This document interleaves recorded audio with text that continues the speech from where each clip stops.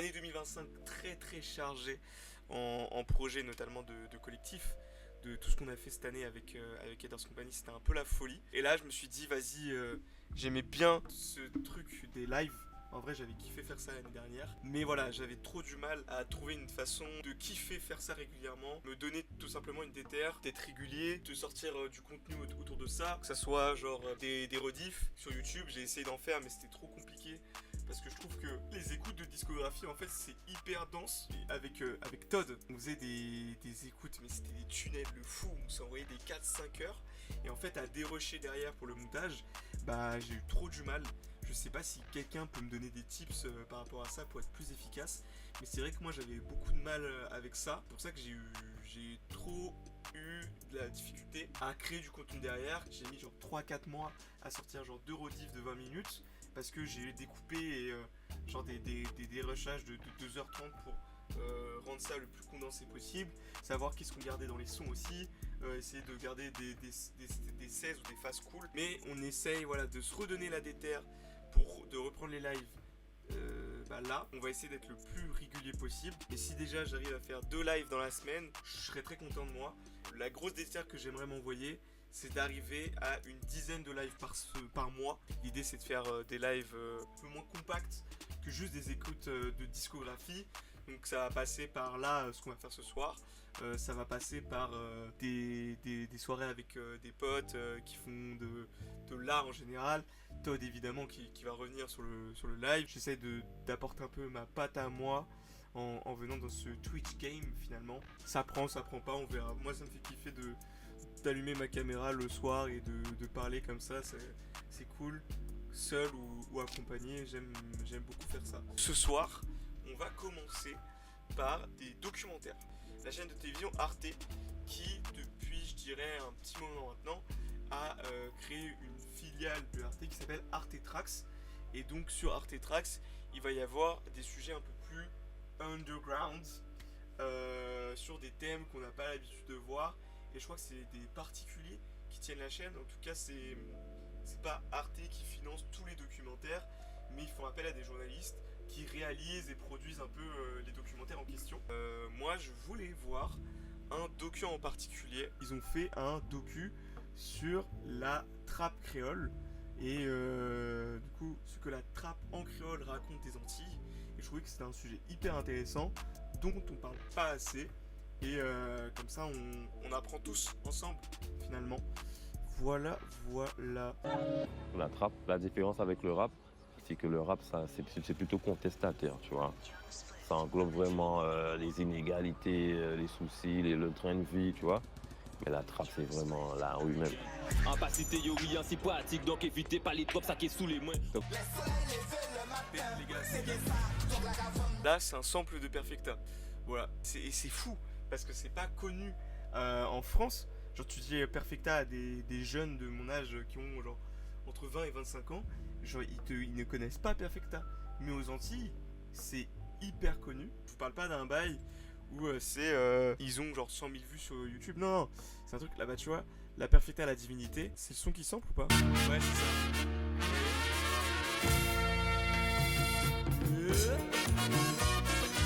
C'est hyper connu. Là, on est sur littéralement, voilà, sur du 4,6 millions de vues. Donc ça reste quand même un groupe iconique. Les gens ne connaissent pas à Paname et notamment en métropole. Et c'est trop dommage. Pour Trax, je suis parti à la rencontre de ces Martiniquais et ces Guadeloupéens qui créent une trappe à l'image de leurs îles et qui racontent une réalité brutale. Don Snoop, c'est la rue. Depuis 2017, il incarne une trappe dure, authentique et sans fioriture. Et si vous ne l'avez jamais écouté, vous l'avez peut-être déjà vu dans le film Zion. Très bon film. Le film est hyper intéressant. L'image qu'on a de la Martinique, c'était pas que les belles plages et tout. La vision un peu touristique, c'est aussi la rue. Il y a des cités de France, Narvalo qui sont aux Antilles. C'est une grosse part. Et c'est intéressant de voir comment c'est mis en avant dans des films. Ça parle de fou, de justement le problème de comment est montrée les Antilles, je crois que là c'est la Guyane ou la Guadeloupe, je sais plus comment sont montrées les Antilles d'un point de vue touristique. Ah regardez c'est trop beau, avec des fois des plans, et c'est hyper bien sous-entendu je trouve, parce que ça va être juste un paquebot qui passe derrière et qui prend tout le port, ou alors des touristes qui sont dans une épicerie et qui sont en mode oh t'as vu la vie ici elle est super chère, et c'est très sous-entendu. Et du coup c'est hyper intéressant parce que c'est une réalité dont on parle pas forcément ou dont on n'en a pas assez conscience. C'est cool de voir ça et je trouve que c'est bien foutu. Visuellement c'est joli. Je trouve que le film est assez beau. Je trouve que c'est intéressant de voir des Antilles qu'on n'a pas l'habitude de voir non plus tout le temps, que ce soit au cinéma, que ce soit sur les réseaux sociaux. Et puis voilà, à cause des polémiques qu'il y a eu autour de l'acteur en particulier et du réalisateur, il n'a pas eu la possibilité de briller comme il aurait dû briller, et je trouve ça dommage parce que c'est un film qui raconte beaucoup de choses et qui est très, très intéressant sur les sujets qu'il aborde. Donc voilà, je trouve ça très dommage parce que c'est un film que je vous conseille. Parallèle avec un autre film que j'ai vu il y a pas longtemps, Central do Brasil. En gros c'est un film des années 98 où c'est l'histoire d'une dame qui va j'essaie de pas trop spoil, mais qui va se retrouver avec un gosse sur le dos et qui veut retrouver son père, et on va suivre du coup ces deux personnages qui partent de Rio et qui vont faire un peu tout le Brésil pour retrouver le père du fils. Je trouve que le film est filmé pas pour les bandeurs de Rio de Janeiro. Quand tu vois un film comme La Cité de Dieu, c'est un film qui va parler d'une certaine misère sociale et de certaines choses graves qui se passent dans le pays, et donc, tout rapport avec les favelas, etc. Mais derrière, au niveau esthétique, je dirais pas que ça esthétise la violence, ça esthétise pas forcément la violence, mais c'est ok, le Brésil c'est des enfants qui se tuent, mais regardez Ipanema, regardez la belle plage que t'as, et je pense que c'est intéressant de se demander pour qui le film a été fait. Est-ce que le film a été fait pour des Brésiliens, et donc c'est un film qui se passe au Brésil pour des Brésiliens, ou alors c'est un film qui se passe au Brésil pour le reste du monde et un peu faire ok c'est la rue mais regardez ça reste beau. Derrière ça t'as un film comme du coup Central do Brasil qui lui ne va pas du tout esthétiser des villes comme Rio de Janeiro. Il débute sur la gare de Rio et en fait on va presque ne voir que ça de Rio. On va absolument pas avoir un plan sur le Corcovado, sur les plages de Rio de Janeiro, sur les plages de Ipanema, sur les plages de Copacabana. Non, ça va plus être à regarder la gare de Rio de Janeiro. En revanche, on va beaucoup plus mettre l'accent sur le reste du Brésil, et que le Brésil c'est aussi du désert, c'est aussi des routes à n'en pas finir, c'est aussi un évangélisme qui est hyper présent, et ça le critique aussi un peu, et c'est hyper intéressant. Ça parle aussi d'autres choses le film, et c'est trop cool, notamment comment la féminité d'une femme, je dirais, qui n'en a jamais vraiment eu, et au début on te fait croire qu'elle va acquérir cette féminité, qu'elle va acquérir cette féminité par le fait de devoir, entre guillemets, élever un enfant d'une manière ou d'une autre, mais en fait tu comprends à la fin du film que cette féminité elle l'a acquis par elle-même, et c'est ça qui est trop cool. Et c'est un film que je trouve hyper avancé sur ce genre de propos dans l'époque à laquelle il est sorti, donc c'est-à-dire dans les années 98. Et voilà, ça c'est un film que je conseille, Central do Brésil, très très très beau film. Et Zion aussi du coup. Plusieurs amis à moi morts devant moi, même là, là comme ça, là on est là. On banalise ça, mais c'est traumatisant dans le fond. Des fois tu te rends pas compte, mais toi-même ça te change. Ah c'est triste hein, mais en vrai les Antilles c'est la rue la vraie hein. J'ai des origines de la Martinique, et les peu de fois où j'y suis allé pas assez de temps en fait pour vraiment profiter, en fait voir un peu comment les gens vivaient là-bas. C'est dans ce qu'ils écoutaient. Je trouve que ça se rapprochait vachement plus que de la musique des States que de la musique française. Dans tous les cas, tout ce qui est rap, c'est la réappropriation de ce que les Américains les Américains ils ont créé, parce que le rap ça vient des États-Unis, et donc tout le reste du rap c'est des gens qui copient ça d'une manière ou d'une autre et avec une nouvelle touche. Et ce qui est hyper intéressant, c'est comment le rap de la métropole, notamment de Paris, Marseille, avec du IAM, NTM, plus tard plein d'autres artistes qui créent aujourd'hui la scène rap qu'on a et qui est folle et qui est trop bien. Mais ça part de comment ils ont écouté le rap américain et comment ils se le sont réappropriés. Et je trouve que c'est hyper intéressant parce que les Antilles ne se sont pas réappropriés le rap de la même manière que la métropole. Et tu le vois dans les clips que aujourd'hui encore ils restent très bling bling, on va dire, où ça va montrer les bolides, les voitures, les diamants, les armes aussi d'une certaine manière, là où en France métropolitaine ça va pas du tout être la même chose et ça va pas être mis en avant de la même façon. Et je trouve que le rap des Antilles, la trap par exemple, va beaucoup plus reprendre les codes américains, parce qu'en même temps les Antilles géographiquement c'est à côté des States, donc je sais pas si ça c'est pour ça aussi que la France, où là ça va plus être en lien en fait avec ce que tu peux vivre là-bas, parce qu'en même temps les modes de vie sont pas du tout les mêmes et la réalité et la dureté de la vie n'est pas du tout les mêmes aux Antilles et en métropole, même si ça reste la France. Mais c'est tellement je pense c'est tellement deux mondes, et ça je pense qu'on ne capte pas. Déjà il y a un abandon des Antilles par l'État français qui est malheureux. Tu le vois par les prix les prix des produits de base dans les supermarchés. Mais moi quand j'y suis allé j'étais en mode mais c'est une dinguerie, comment c'est tellement plus cher que à Paris par exemple. Et les trucs tout cons sur les infrastructures, sur l'état des routes, tu vois, c'est des choses où ça n'a rien à voir ici et là-bas.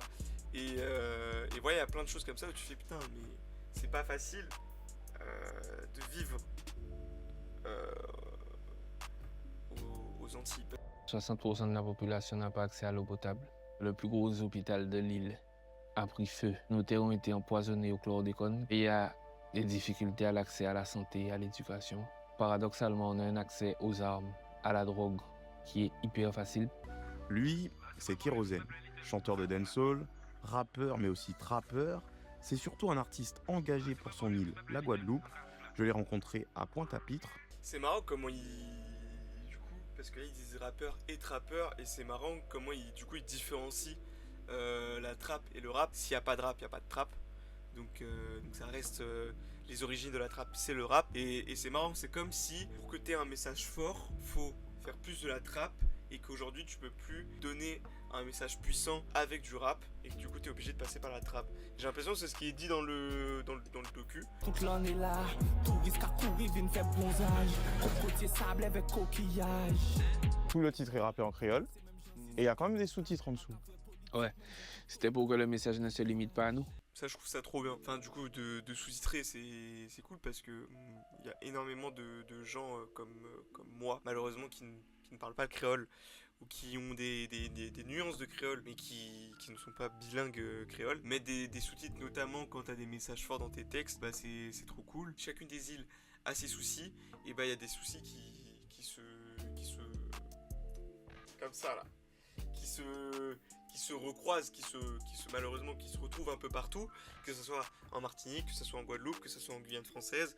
C'est cool de mettre des sous-titres, que tout le monde capte le message. Ça, c'est un truc qui est hyper aussi intéressant, et on n'en parle tellement pas aux infos ou sur les réseaux sociaux. Quand il y a des manifestations aux Antilles, il y a une violence des forces spéciales, que ce soit des keufs, que ce soit du GIGN. Généralement, les policiers qui sont envoyés là-bas sont envoyés uniquement pendant un certain temps. Pendant 4 ans, tu vas faire ton service aux Antilles et après tu vas revenir en métropole. Et donc tu as énormément de policiers de métropole qui vont aux Antilles pour faire leur service et se dire je vais me la couler tous, etc. Il y a un peu un laisser-passer à énormément de violence c'est la mentale qu'ils ont, hein, mais c'est une dinguerie de penser ça. C'est je suis pas dans mon pays, donc je peux faire ce que je veux entre gros guillemets, et ils se permettent d'être, je pense, plus violents. Déjà qu'ils le sont en métropole, ils ont cette mentalité aussi de colons. C'est comme des colonies, donc je peux me permettre encore plus de choses. Et quand le peuple antillais est pas content et du coup vont manifester, il y a une violence folle. Ce qu'on va montrer aux infos, notamment en métropole, c'est regardez comment eux sont violents, mais pas comment les keufs ont été violents avant.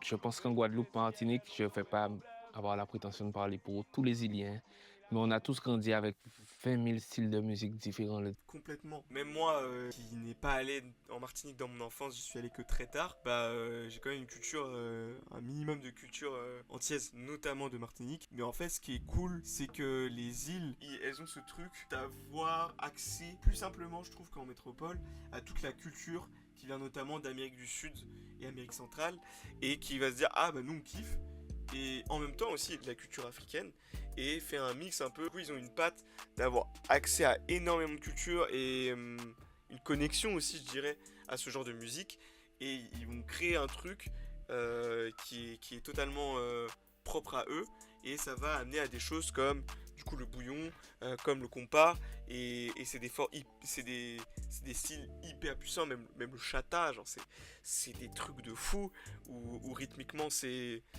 hyper fort et c'est hyper puissant, et c'est propre aux Antilles, et c'est une force qu'on, malheureusement je trouve, vole peut-être trop souvent quand t'as des gens en France, en métropole, qui vont se le réapproprier d'une manière ou d'une autre. Et c'est pas le cas de Théodora, parce que Théodora, elle s'est même pas excusée, mais elle est en mode, oui, le bouillon c'est un style antillais.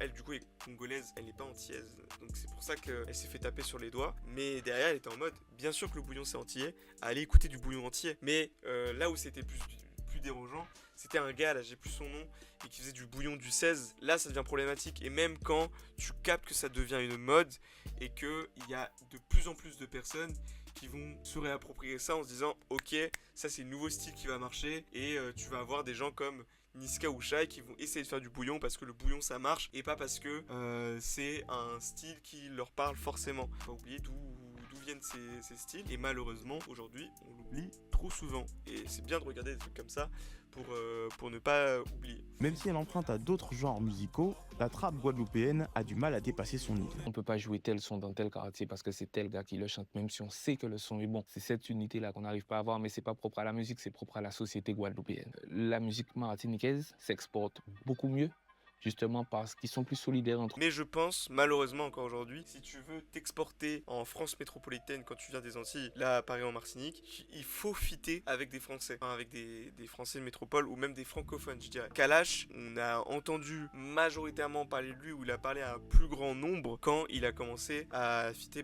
du coup avec Mwakamoun, qui est le feat avec Damso. Il y a un peu ce truc de, si tu restes très entre Martiniquais et tout, je suis pas sûr que ça marche en France métropolitaine, et tu vas surtout parler à du coup les gens de métropole qui ont des origines antillaises, et moins du coup je pense à une masse qui écoute de la trappe en général, ou voilà, et c'est dommage, mais il faut mettre plus de lumière sur ce style de musique parce que ça pète sa mère. On tourne la chose de façon un peu plus, tu vois, dansant, festif. Donc ça passe un peu plus crème. On le fait pas dur, tu vois.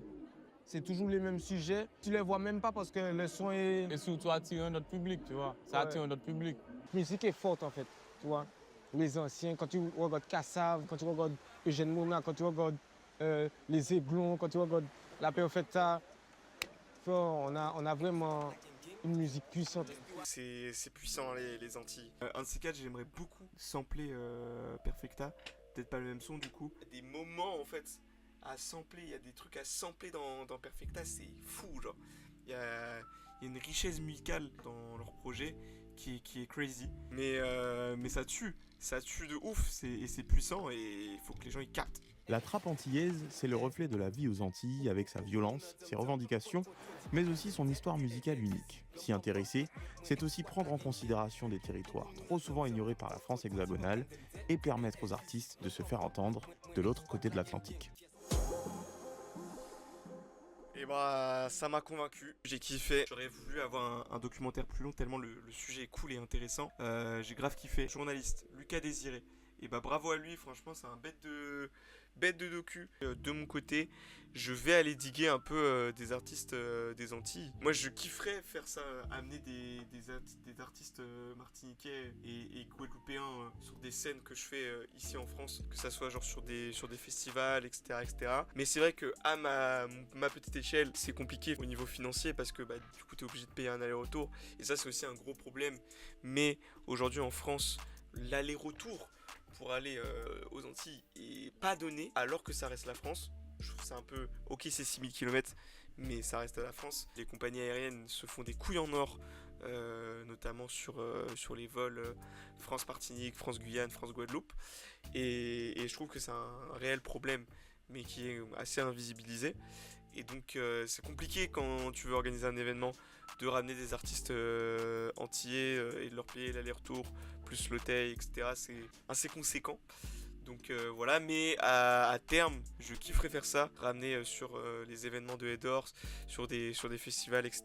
des artistes antillais, ce serait très très cool.